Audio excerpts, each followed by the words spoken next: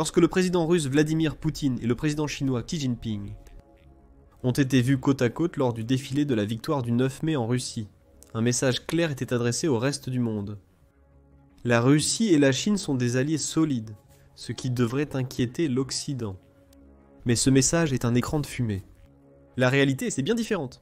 Poutine est paranoïaque à propos de la Chine et de ce qu'elle veut vraiment de la Russie. Désormais, des dossiers secrets du service fédéral de sécurité ont révélé que Xi est loin d'être un allié de Poutine. La Chine a un plan secret pour détruire la Russie de l'intérieur, alors que Xi travaille à piéger Poutine dans un coin dont il ne pourra pas s'échapper. C'est selon le New York Times, qui a rapporté le 7 juin qu'il avait mis la main sur un document secret, publié pour une circulation interne au sein du Service fédéral de sécurité de Russie, ou Service fédéral de sécurité. Selon le Times, le document révèle l'existence d'une unité secrète au sein du Service fédéral de sécurité. Celle-ci désigne la Chine comme l'ennemi et met en garde contre les efforts de Pékin pour infiltrer davantage d'espions sur le territoire russe. Cette unité considère la Chine comme une menace sérieuse pour la sécurité russe, affirmant que la Chine cherche actuellement à mettre la main sur des technologies militaires sensibles et à affaiblir la position de la Russie à l'étranger, afin de pouvoir intervenir plus tard. Des universitaires chinois préparent le terrain pour revendiquer le territoire russe par l'intermédiaire de leurs espions. Selon le Service fédéral de sécurité, les espions chinois se servent de la Russie pour obtenir des informations sur les armes occidentales. Ils profitent indirectement de la guerre en Ukraine, en volant des informations sur les armes utilisées contre la Russie par l'Ukraine, en combinant centres de recherche et fermes de minage. Le document avertit que la Chine sape les efforts russes pour dominer une plus grande part de l'Arctique. C'est considérable. Ce document de 8 pages contient des preuves montrant que la Russie et la Chine ne sont pas les meilleurs amis du monde, contrairement à l'image qu'elles tentent de projeter. Pour le monde entier, les deux pays ont un partenariat illimité. Mais à huis clos, la Chine mène une guerre d'espionnage contre la Russie, conçue pour tirer profit de son soi-disant allié, alors que la guerre en Ukraine a affaibli Poutine. La question évidente se pose. Le document obtenu par le New York Times est-il authentique ? Bien que le New York Times affirme avoir tout fait pour prouver l'authenticité du document, il est impossible d'en être certain. Il indique avoir reçu le document d'une société appelée Araslix, un groupe de cybercriminalité qui refuse de dire comment il a obtenu le document ou d'où il provient précisément. Cela ne devrait pas surprendre. Révéler ces informations permettrait à la Russie de combler les failles exploitées par Araslix pour obtenir des données sensibles. Selon le Times, le document a été partagé avec 6 agences de renseignement occidentales qui confirment son authenticité. Ce n'est pas non plus un vieux document. Bien qu'aucune date ne soit indiquée sur les 8 pages, le Times affirme que le contexte suggère qu'il a été rédigé fin 2023 ou début 2024. Évidemment, la Russie et la Chine ne confirmeront jamais l'authenticité du document. Aucun des deux n'a répondu à une demande de commentaire du New York Times avant la publication de son article. Après consultation de nombreux experts confirmant l'authenticité apparente du document, le Times nous révèle une information. Un regard en coulisses révèle en détail la perception réelle de la Chine par la Russie. Ce regard est explosif car la Russie et la Chine semblent être des alliés très proches. Pour le monde extérieur, la Chine s'est montrée comme l'un des plus fidèles alliés de la Russie lors de l'invasion illégale de l'Ukraine par Poutine. Bien que la position officielle de Pékin sur la guerre en Ukraine soit principalement neutre, la ville a exprimé à plusieurs reprises son désir de paix. Déjà en avril 2024, un porte-parole du ministère chinois des Affaires étrangères a déclaré que Wang Yi, le ministre chinois des Affaires étrangères, souhaitait un cessez-le-feu rapide en Ukraine, un an avant le début des négociations pour un cessez-le-feu. Malgré ses discours sur la fin de la guerre, la Chine a beaucoup fait pour soutenir Poutine dans son combat. La Chine achète beaucoup de pétrole russe, malgré les sanctions occidentales visant à empêcher la Russie de le vendre. Selon le Conseil de l'Atlantique, la Chine achète plus de pétrole que jamais à la Russie et à l'Iran, profitant des sanctions occidentales. En 2023, Pékin a économisé plus de 10 milliards de dollars grâce à des achats illicites, injectant de l'argent en Russie que Poutine pourrait utiliser pour sa machine de guerre. Même ici, un équilibre se dessine dans la relation Chine-Russie. Poutine voudrait plus d'argent pour son pétrole. La Chine profite de la situation financière précaire de la Russie en achetant son pétrole à prix réduit. Même en alliance, on voit que la Chine fait pencher l'équilibre de sa relation avec la Russie en sa faveur. À la fin de 2023, Cable News Network rapporte que la Russie était devenue le premier fournisseur de pétrole de la Chine. Cela montre la volonté de Pékin de profiter de son allié russe, même en envoyant de l'argent à Poutine. La Chine pourrait aussi réduire ses achats de pétrole. Selon Reuters en mars, Plusieurs entreprises publiques chinoises ont réduit leurs achats de pétrole russe par crainte des sanctions occidentales. Le lien entre la Russie et la Chine est plus fragile qu'il n'y paraît, l'argent suffisant pour pousser la Chine à s'éloigner de la Russie. Néanmoins, la Russie a tiré profit de sa relation avec la Chine d'autres manières. Le 31 mars, la Commission d'examen économique et de sécurité États-Unis-Chine, Commission d'examen économique et de sécurité États-Unis-Chine, a exposé la position souvent changeante de la Chine face à l'invasion de l'Ukraine par Poutine. Malgré ses appels à la paix, la Commission d'examen économique et de sécurité États-Unis-Chine affirme que la Chine continue de vendre à la Russie des produits permettant à Poutine de poursuivre sa guerre. Ces produits incluent le germanium, l'antimoine et le gallium, des minéraux essentiels que la Russie peut utiliser pour fabriquer des drones et des missiles. Selon la Commission d'examen économique et de sécurité États-Unis-Chine, la Chine a délibérément interdit la vente de ces matériaux aux États-Unis en décembre dernier, 2024, en invoquant leurs potentielles applications militaires comme raison. Pékin ne semble pas avoir ce problème quand il vend les mêmes matériaux à la Russie. Une fois de plus, il semblerait que la Chine collabore avec la Russie à travers ses ventes, le mot clé étant « vente ». La Chine ne fait pas don de ces matériaux rares à double usage. Elle profite du besoin de Poutine de fabriquer plus de missiles et de drones, en extrayant de l'argent de l'économie russe. On pourrait en dire autant des achats de pétrole de la Chine. Pékin injecte des milliards de dollars en Russie en achetant le pétrole de Poutine. En novembre 2024, la Chine était le plus grand acheteur de combustible fossile russe, représentant 40% des ventes pour 5,60 et 11 milliards. D'après le Centre de recherche sur l'énergie et l'air pur, c'est la méthode de Poutine. Encore une fois, nous voyons de l'exploitation. La Chine profite du désespoir de Poutine, créé par les sanctions occidentales, pour dépenser moins en combustible fossile. La Russie est perdante, en faisant de la Chine son plus grand client pétrolier. La Chine maintient un équilibre délicat dans son prétendu partenariat sans limite avec la Russie. En décembre 2024, le Conseil des Relations étrangères, a précisé la position commerciale de la Chine envers la Russie. Selon le Conseil des Relations étrangères pour les dirigeants chinois, la Russie représente une opportunité stratégique et transactionnelle sans lien émotionnel. Il a aussi dit que la Chine ne fait pas vraiment confiance à la Russie et ne fait que commercer avec elle pour le moment. Les objectifs de Poutine de contrer l'hégémonie occidentale s'alignent globalement avec ceux de la Chine. La Russie et la Chine prétendent avoir un partenariat sans limite, mais ce n'est pas le cas. Comme le souligne le New York Times, cette note explosive de la Service fédéral de sécurité qui a fuité révèle de nombreuses limites. La direction politique est favorable à un rapprochement avec la Chine, selon Andrei Soldatov dans une interview accordée à The Times. Andrei Soldatov est un expert des services de renseignement russes, qui vit actuellement en exil au Royaume-Uni. Les services de renseignement et de sécurité sont très méfiants, et c'est normal. La Chine semble utiliser la Russie pour se renforcer tout en affaiblissant Poutine, et la Russie en est consciente. Le document révèle que la Russie a créé un nouveau programme de contre-espionnage nommé Entente 4, seulement 3 jours après que Poutine a lancé son invasion de l'Ukraine en février. 24 2022. Selon le New York Times, ce nom de code utilisé par la Russie fait référence ironiquement à l'amitié grandissante entre Moscou et Pékin. Mais derrière la blague se dissimulait une inquiétude réelle. L'Entente 4 existe pour empêcher les espions chinois de saper les intérêts russes sur la scène locale et mondiale. Le moment choisi est révélateur. Quand Poutine a envahi l'Ukraine, surtout après l'échec de sa première opération militaire spéciale forçant la Russie à une guerre d'usure, il a réorienté presque toutes ses ressources militaires et d'espionnage vers l'Ukraine. Selon Reuters, l'Ukraine déclare avoir démantelé 47 réseaux d'espionnage russes sur son territoire en 2023.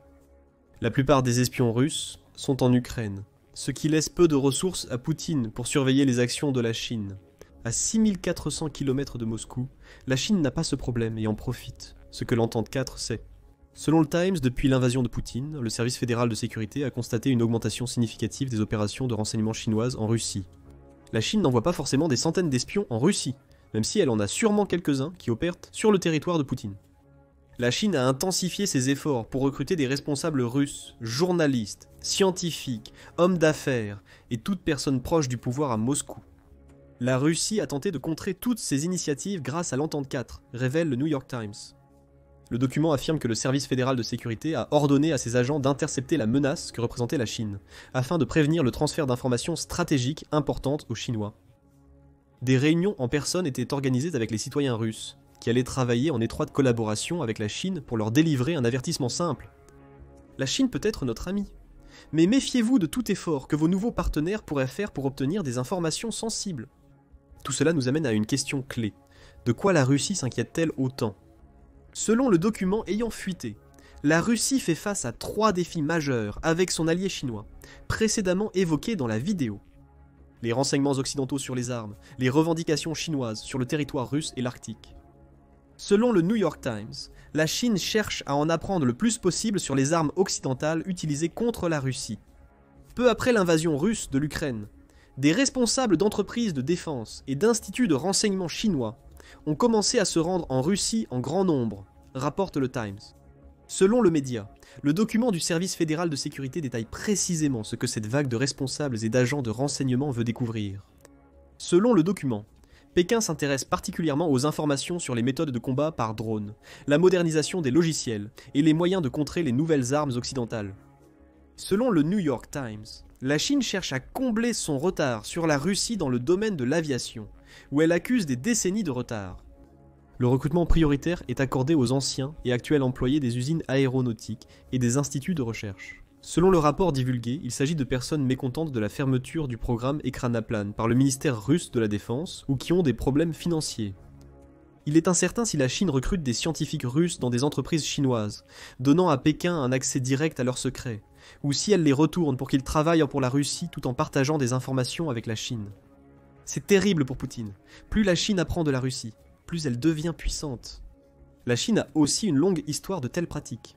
Selon le United States Naval Institute News en octobre 2015, la Chine a modernisé son armée en grande partie en copiant les systèmes d'armes américains. Selon United States Naval Institute News, la Chine possède des équivalents du F-35 et du Grumman X-47B, des véhicules de combat sans pilote, ainsi que de nombreuses autres armes américaines. La Chine essaie-t-elle de copier les armes russes maintenant ? C'est possible. La Chine débauche des scientifiques russes, probablement pour utiliser leur expertise dans le développement d'armes similaires à celles utilisées par et contre la Russie, dans le but de renforcer l'armée chinoise. La Chine pourrait aussi utiliser cette tactique parce qu'elle n'est pas aussi prête pour la guerre que beaucoup le pensent. Selon un rapport de Cable News Network de février 2025 citant un document de RAND publié le même mois, la Chine n'est pas aussi puissante qu'elle le paraît. Selon le document de RAND, les progrès de la modernisation militaire chinoise visent principalement à renforcer l'attrait et la crédibilité du régime du Parti communiste chinois. L'armée populaire de libération consacre 40% de son temps d'entraînement à des questions politiques. Cela compte pour une raison simple. La Chine sait probablement que son armée n'est pas aussi puissante qu'elle en a l'air. En recrutant, et même en employant directement des scientifiques russes, elle obtient davantage de secrets. Cela pourrait transformer la montée en puissance militaire chinoise, jusqu'ici axée sur le volume, en une force menaçante à l'échelle mondiale. Une menace qui pourrait effrayer la Russie au point de la soumettre si le partenariat illimité s'effondrait un jour. Renforcer l'armée chinoise est donc la principale raison pour laquelle les espions de Pékin opèrent en Russie. Mais c'est la deuxième raison qui pourrait le plus inquiéter Vladimir Poutine. Le New York Times suggère que le rapport divulgué laisse entendre que la Chine utilise son réseau d'espionnage croissant pour légitimer ses revendications sur des terres russes. Vladimir Poutine et Xi Jinping utilisent l'histoire pour légitimer leurs prétentions actuelles. La guerre en Ukraine est basée sur la conviction de Poutine que, pour des raisons historiques, l'Ukraine ne devrait pas être une nation souveraine. C'est ce qu'il utilise pour affirmer que les Russes et les Ukrainiens ne forment qu'un seul peuple. De même, Xi Jinping s'appuie sur l'histoire pour légitimer les prétentions chinoises sur la totalité de la mer de Chine méridionale. Selon l'United States Naval Institute, les chercheurs chinois font remonter les revendications de la Chine sur cette mer aux dynasties Qin, 221 avant Jésus-Christ, 220 après Jésus-Christ, et Qing, 911, 1644 après Jésus-Christ, cette dernière ayant fixé sa frontière maritime complète. Ainsi, les deux dirigeants utilisent l'histoire pour appuyer leurs revendications territoriales douteuses.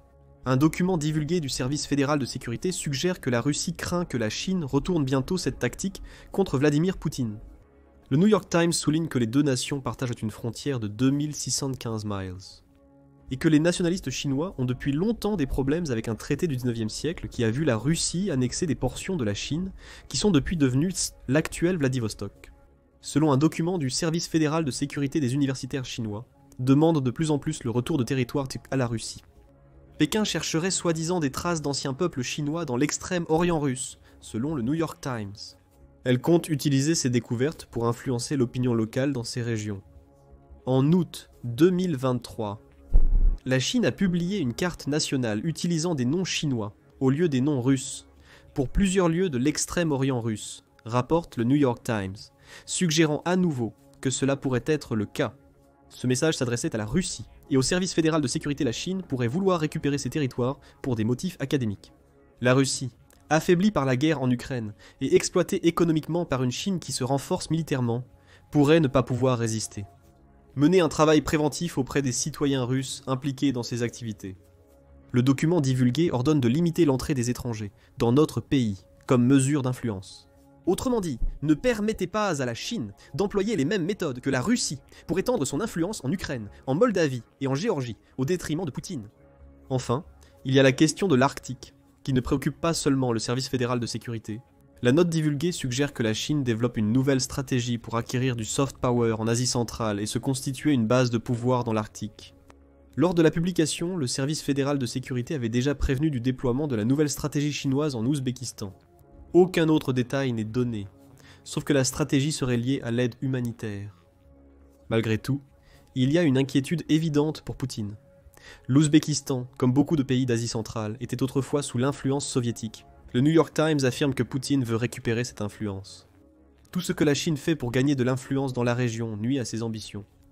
Cependant, c'est l'Arctique qui inquiéterait le plus Poutine. L'un des effets secondaires les plus étranges du changement climatique qui fait fondre la glace dans l'Arctique, c'est que de nouvelles opportunités économiques apparaissent en conséquence. Selon The Economist en janvier 2025, le volume de glace dans l'Arctique a baissé de 70% depuis les années 1980. Et le premier jour entièrement sans glace de ce territoire devrait avoir lieu avant 2030. La Russie y voit une opportunité. La fonte des glaces ouvre de nouvelles routes commerciales arctiques pour la navigation. La pêche promet un essor économique grâce à la migration d'espèces comme la morue de l'Atlantique vers la mer de Bering et la mer de Barents, due au réchauffement de leurs eaux. Mais ce sont les nouvelles routes maritimes que Poutine veut vraiment contrôler. 3 nouvelles voies s'ouvriront dans l'Arctique à mesure que la glace fondra davantage. La route maritime du Nord, longeant la côte russe et reliant les 2 mers susmentionnées, est la plus significative. Mais il y a aussi le passage du Nord-Ouest, qui longe la côte nord-américaine, et la route transpolaire qui passe par le pôle Nord. Ces routes maritimes réduiraient la durée des trajets entre l'Asie, l'Europe et l'Amérique du Nord, favorisant ainsi le commerce. Des milliards de dollars pourraient être injectés dans les économies des pays contrôlant ces routes, un contrôle que la Russie convoite. La Chine estime qu'elle peut profiter de ce fait pour forcer la Russie à dépendre encore davantage de Pékin. Une fois de plus, tout se résume aux sanctions. Le service fédéral de sécurité prévient que leur impact économique pourrait compliquer l'entretien des infrastructures vieillissantes de la Russie dans l'Arctique, notamment le long de la route maritime du Nord. Qui mieux que la Chine pour intervenir et améliorer cette infrastructure ? La Chine pourrait tenter d'endetter la Russie via des projets de développement d'infrastructures en utilisant sa puissance économique. La Russie cherche à dominer une nouvelle route commerciale émergente pour en avoir le contrôle total. La Chine tisse une toile complexe en exploitant la guerre en Ukraine pour affaiblir économiquement la Russie et créer des vulnérabilités. On le voit dans ce que la Chine essaie de faire dans l'Arctique, comme l'a rapporté High North News en octobre 2024. La société russe de gaz naturel liquéfié Novatek a déjà commencé à faire appel à une entreprise chinoise pour l'aider dans l'un de ses principaux projets dans l'Arctique, après avoir perdu le soutien de la société américaine Baker Hughes. La Chine profite déjà de la Russie en achetant des combustibles fossiles bon marché, et en vendant des minéraux rares à la Russie pour gagner de l'argent. Nous observons un déclin graduel de la puissance économique russe au bénéfice de la Chine. La Russie rapatrie des responsables et des scientifiques pour s'emparer de secrets militaires, tandis que des chercheurs chinois tentent d'établir des précédents historiques pour de futures annexions territoriales. Vladimir Poutine est confronté à un problème majeur auquel il pourrait ne pas pouvoir échapper. Le rapport du service fédéral de sécurité indique que perdre le soutien de la Chine pendant la guerre en Ukraine serait pire que de confronter directement ce que la Chine fait pour déchirer la Russie de l'intérieur. Quel que soit le choix de Vladimir Poutine, il est perdant. C'est son plus grand problème. Si vous croyez que la Russie est encore en train de l'emporter, que ce soit en Ukraine ou géopolitiquement, vous vous méprenez. Dans notre vidéo, nous examinons les raisons de l'échec russe en Ukraine. C'est justement ce qui a créé tant d'opportunités pour la Chine au départ. Regardez cette vidéo dès maintenant, et abonnez-vous à The Military Show pour plus de commentaires sur l'évolution de la relation sino-russe.